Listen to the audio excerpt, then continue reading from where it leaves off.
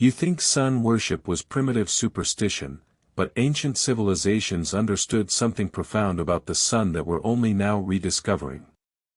Every ancient culture on Earth worshipped the sun, not just as a bright light in the sky, but as the source of all life, all energy, all consciousness itself. The Egyptians called it Ra, the Greeks called it Helios and Apollo, the Aztecs called it Huitzilopochtli, the Hindus called it Surya, the Inca called it Inti.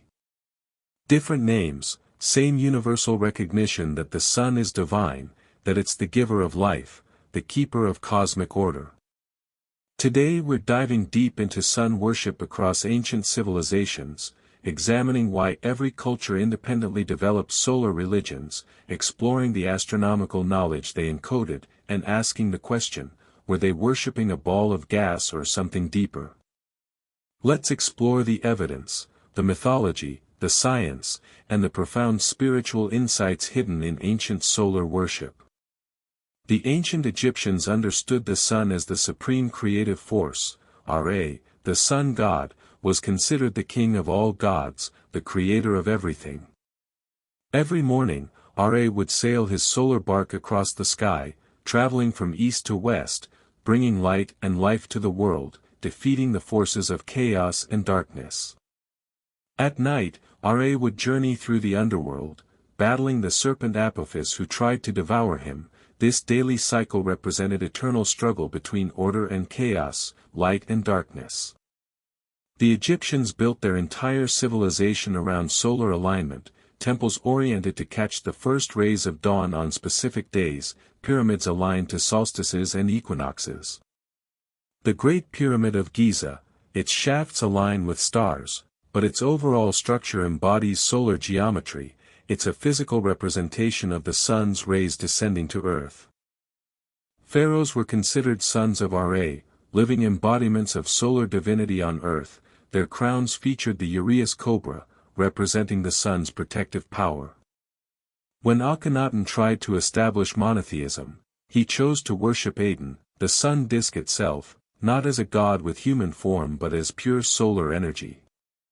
The Egyptians understood, the sun isn't just a physical object, it's the visible manifestation of divine creative power. In ancient Greece, the sun was Helios, driving his golden chariot across the sky pulled by 4 fire-breathing horses, bringing daylight to humanity. But the Greeks also associated Apollo with the sun. Apollo represented light, truth, prophecy, music, and healing, the civilizing power of solar consciousness. The Oracle of Delphi, the most important prophetic site in ancient Greece, was dedicated to Apollo. People traveled from across the Mediterranean to receive solar wisdom. Greek philosophers understood the sun's cosmic significance. Plato described it as the offspring of the good, the ultimate source of truth and knowledge. Pythagoras and his followers believed the sun was the central fire of the universe, that planets revolved around it. This heliocentric understanding predated Copernicus by 2,000 years. The Greeks saw the sun as more than physics. It was the cosmic principle of illumination, both literal and spiritual enlightenment. The Aztecs took sun worship to its most dramatic extreme. Huitzilopochtli, their sun god, required constant nourishment through human sacrifice. The Aztecs believed their world had been created and destroyed 4 times, each era ruled by a different sun god. They lived in the age of the 5th sun. This 5th sun would also eventually be destroyed, unless humanity fed it with the most precious substance, human blood and human hearts. Their cosmology wasn't cruelty, it was cosmic responsibility. They believed without sacrifice, the sun would stop moving, darkness would consume everything, the universe would end. The Aztec capital Tenochtitlan was designed as a cosmic diagram, temples aligned to track the sun's movement through the year, marking solstices, equinoxes, and the zenith passages. The Great Pyramid of Cholula, largest pyramid by volume in the world, was dedicated to Quetzalcoatl and oriented to solar cycles, built over centuries in layers representing cosmic ages. The Aztecs understood something profound: the sun's energy is finite, it requires constant renewal. life feeds on life, energy transforms but never disappears. In Hindu tradition, Surya is the supreme solar deity, source of light, warmth, and life, destroyer of darkness and disease. The Gayatri Mantra, one of Hinduism's most sacred prayers, is addressed to Savitar, the sun, Om Bhurbuva Sva, Tat Savitar Varenium, Bargo Devasya Dhimahi, Dio Yo Na Prakadayat. This translates to, we meditate on the glory of the Creator, who has created the universe, who is worthy of worship, who is the embodiment of knowledge and light, may he enlighten our intellect. Surya temples across India are astronomical observatories. The Konark Sun Temple in Odisha is shaped like a massive chariot with 24 wheels, each wheel a sundial marking the hours. Hindu astronomy developed sophisticated solar calculations. They understood the ecliptic, the zodiac, the precession of equinoxes, solar and lunar cycles with incredible precision. The concept of solar dynasties, many Hindu kings claimed descent from Surya, the Suryavansha lineage, including Lord Rama himself. Hindus understood the sun as both physical and spiritual. The outer sun we see is the body of the inner sun, the self, the Atman, consciousness itself. The Inca Empire of South America worshipped Inti, considering themselves children of the sun. The Inca emperor was believed to be Inti's direct representative on earth. Cuzco, the Inca capital, was designed as the navel of the world, radiating Sikh lines, invisible pathways connecting sacred sites, all oriented to solar and stellar events. The Inti Raymi festival, still celebrated today, marks the winter solstice in the southern hemisphere, the sun's rebirth, its return from the furthest point in its journey. Machu Picchu, the lost city of the Incas, contains the Intihuatana stone, the hitching post of the sun, an astronomical device that tracks the sun's movement. On the equinoxes, the sun stands directly above this pillar, casting no shadow. The Incas believed this ritual kept the sun tied to earth, preventing it from disappearing. The Inca understood solar agriculture. Their entire farming calendar was based on precise solar observations. They knew exactly when to plant and harvest based on the sun's position. They saw the sun as the ultimate source of abundance. Gold, which they called the sweat of the sun, and silver, the tears of the moon, were sacred metals.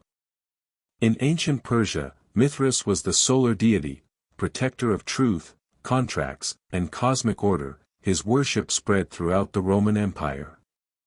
Mithraism was a mystery religion. Initiates underwent 7 levels of spiritual advancement, symbolizing the soul's journey through the 7 planetary spheres to reach the sun. December 25, the birthday of Mithras, coincided with the winter solstice, the return of the sun, the victory of light over darkness.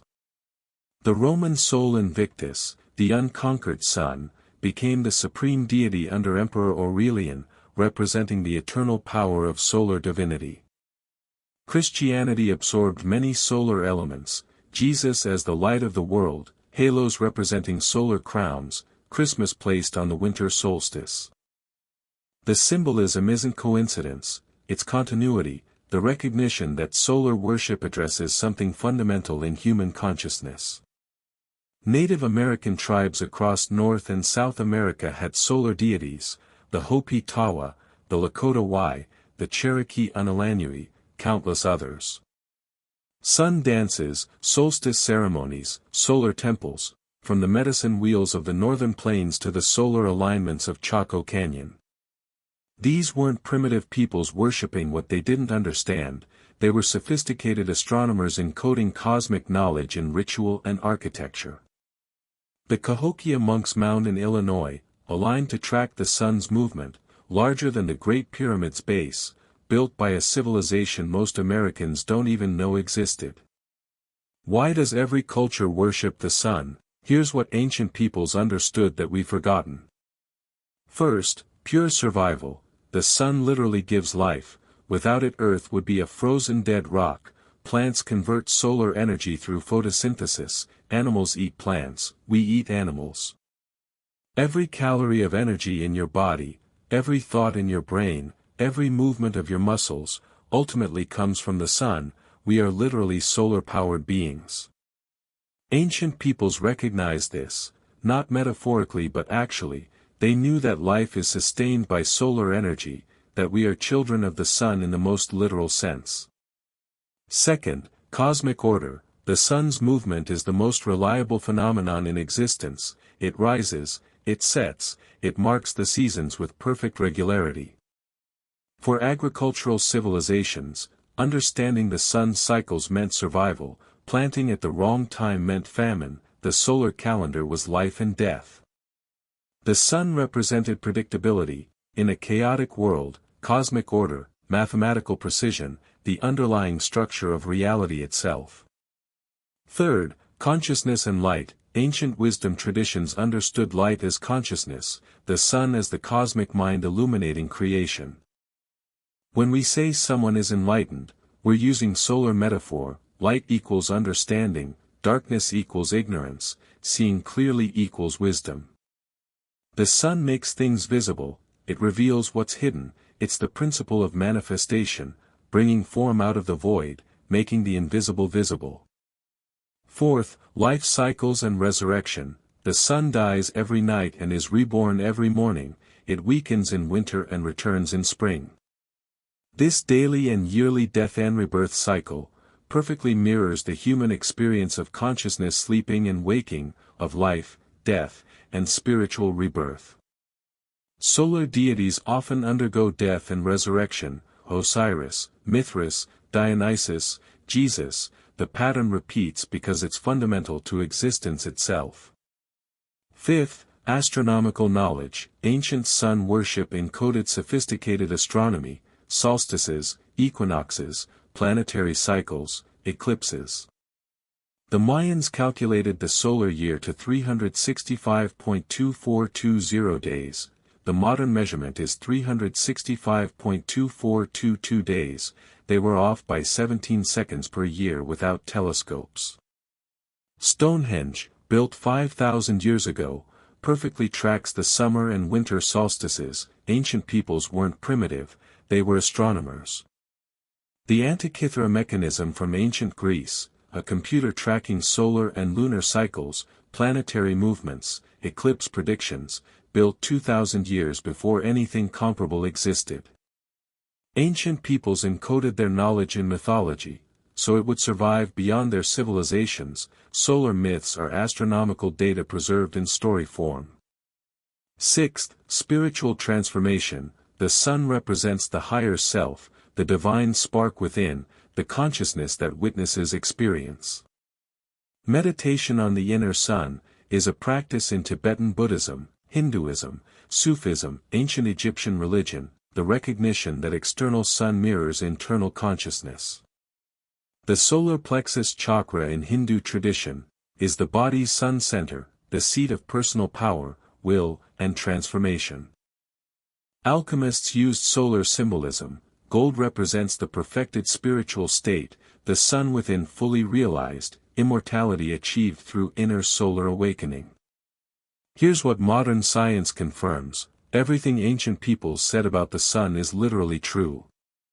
We are made of stardust. The heavy elements in our bodies were forged in the cores of dying stars. We are literally star material given form. The sun is 99.86% of the solar system's mass. Everything else, all the planets, moons, asteroids, comets, and us, is just 0.14%. We orbit the sun because the sun is the solar system.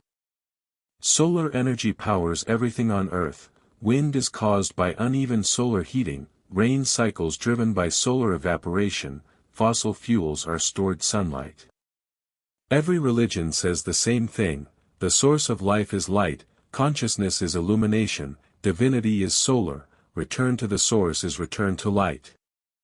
The sun is dying. In about 5 billion years it will expand into a red giant, consuming Earth, then collapse into a white dwarf. Ancient peoples knew the sun was mortal, that's why they performed renewal rituals. They understood entropy, that even stars die, that cosmic order requires maintenance.